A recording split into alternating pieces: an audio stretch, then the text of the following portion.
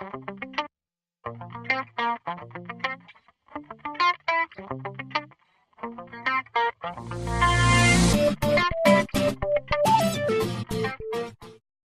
friends, my name is Alok Mishra and I am a effects artist. This is my first online video. In this video I am going to tell you about the content I am going to deliver in my coming workshop, which is on MEL scripting, and it is going to start from 1st December 2014. So what is MEL? As all of us know very well, its full form is Maya Embedded Language. It is Maya's internal language. Artists who are working in Maya, only those people can use it. Those artists can also learn it who have no prior knowledge of any scripting language. MEL scripting is useful for all the departments of Maya, be it modeling, texturing, rigging, animation, lighting, effects, and rendering. Topics which have to be covered in the workshop will be basic maths, integers, floating point numbers, vectors and scalars, trigonometric functions and algebraic functions, basic introduction to MEL, how to use MEL syntax and commands, variables and data types, loops and their applications, procedures and interfaces. So what MEL can do for you? With MEL you can avoid repetitive tasks by creating your own tools. With MEL you can get into very complex tasks and push Maya's boundaries. You can create your own custom UIs and help yourself and your friends. Sometimes there is no solution without MEL. So this was the information I wanted to share with you, and I'm also going to show you some basic scripts I created. There was a lot of talk, and I think I should think it over. So in this first video I'll be mainly concentrating on some very small scripts with no interfaces. So in this first shot, what we have to do, we have to select objects and a different kind of objects. I have taken this scene and there are very few objects, but when you are working in the studio there are hundreds objects, and this will be very difficult for you to select some particular one. For example, suppose if you want to select polygon mesh, how I'm going to do it. So I'll tell you the methods I know. What I'll do, the first method is I'll go in the edit and I'll go the select all by type, and I'll select the polygon geometry. By selecting polygon geometry, all the polygons will be selected. The second method I know is I'll go in the show, I'll deselect everything and I'll click on this polygon, and then I'll drag and select all the polygons there. But in a big shot it is really very difficult for you to do that. So I'll click on the all, and now I can see everything. So I really don't like both these methods. What I like is creating a single line script for that, and that is very easy. And then for any kind of object, and then you can select any one of them. So what I have done here, I have created 3 different scripts, one line scripts, and I can select, just click on this script and I can select that. Just click on mesh, I can select mesh or the nerve surface or the lights. So I mean, for now these are different scripts, but in the long run we'll be seeing all of them together with so many other attributes in the interface. So for now, in this shot, that's it. So in the second shot, what I have to do, I have to create an explosion using instances, and some debris is there, but this debris is already scattered around. So what I'll do, first of all, I'll select all the debris and take them to the origin. So I'll go in the outliner. It is better to select with the outliner and select all these 200 chunks, and then go in the channel box, and sorry, it is not possible by the channel box because the chunks translation has already been frozen out, so it's not possible by that. And unfortunately my snapping tool is also not working, so I'm left with no option in my hand but to create a script, a few line script, and I've already done that.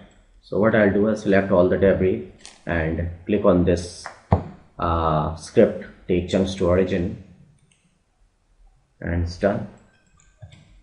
See that? It's very clean. Everything is very clean. All the chunks are there at the origin by a single click, and that's it for the shot.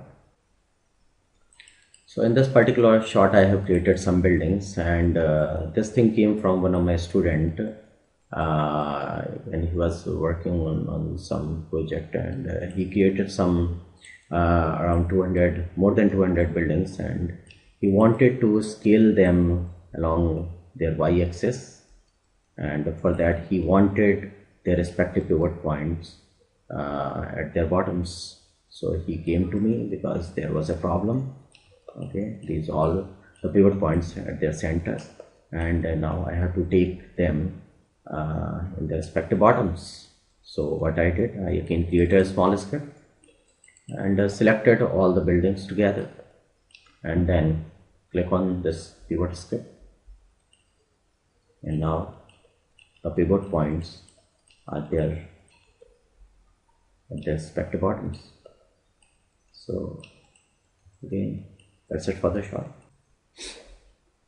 So in the next shot, my next script came while I was working on a shot. I was creating a robot, and in that particular robot I had to create so many pipes, and for that I was just I took a circle and I was extruding those circles on different curves, but it became very difficult because every time I had to take circle and the rail curve and then extruding them onto that. So it became monotonous because it wasn't possible for hundreds of curves. So what I did, I just created a small script for that.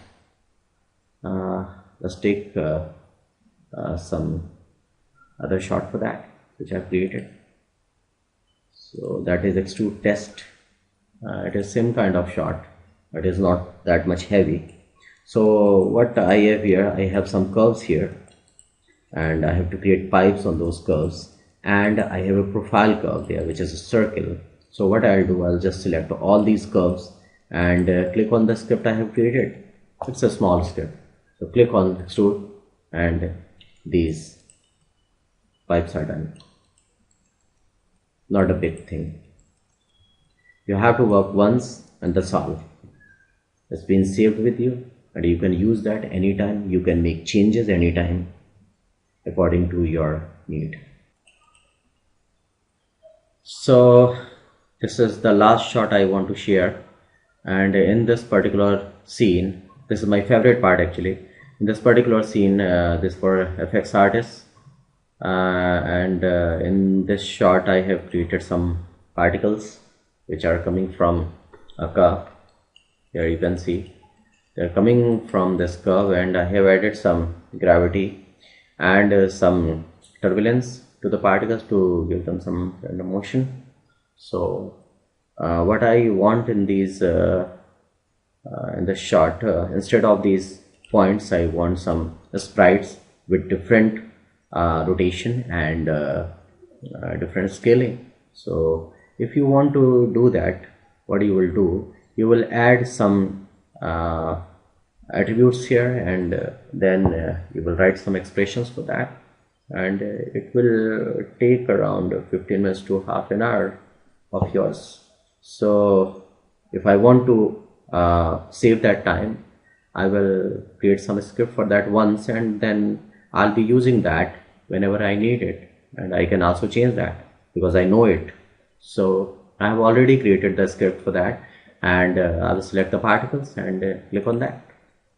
So as you can see, all the expressions have been all the attributes have been added, and the expressions are there. You can see them.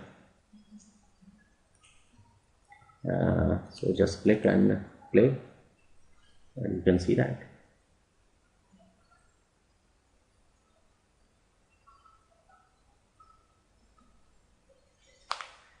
Okay, so this is the last shot which I wanted to show you, and that's it for the shot. Thanks.